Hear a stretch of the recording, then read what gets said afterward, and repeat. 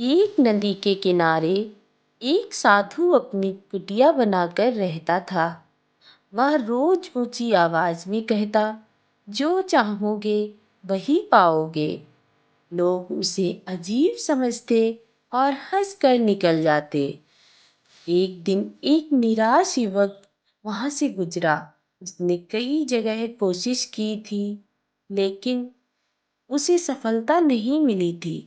साधु की आवाज सुनकर वह रुक गया और बोला, बाबा, आप रोज कहते हैं कि जो चाहोगे वही पाओगे। क्या सच में ऐसा होता है? साधु मुस्कुराए और बोले, हाँ बेटा, लेकिन पहले यह बताओ कि तुम सच में क्या चाहते हो।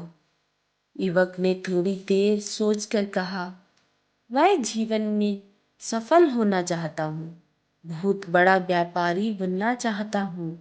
साधु ने अपनी दोनों हथेलियां आगे बढ़ाई और युवक से भी ऐसा ही करने को कहा।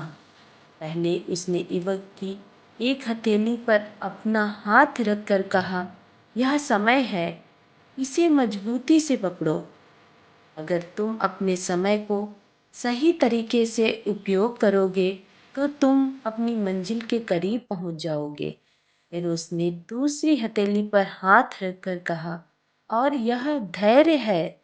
जब मेहनत के बाद भी परिणाम तुरंत ना मिले तब धैर्य मत खोना। युवक ध्यान से सब सुन रहा था।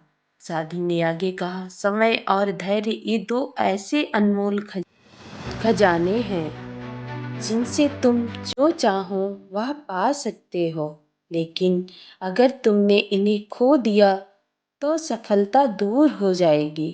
युवक ने साधु को धन्यवाद दिया और वहां से चला गया। उसने एक छोटे व्यापारी के यहाँ से कहा, वह रोज समय का सही उपयोग करता, नई नई चीजें सीखता और कठिनाइयों के समय धैर्य रखता।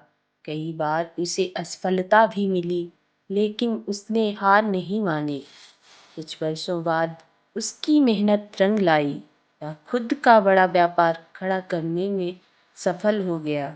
अब लोग उसकी मिसाल देने लगे। एक दिन उसे उस साधु की बात याद आई, जो चाहोगे वही पाओगे। उसने समझ लिया कि केवल चाहने से कुछ नहीं होता, बल्कि समय का सही उपयोग और कठिन परिस्थितियों में धैर्य बनाए रखना ही सफलता की असली कुंजी है।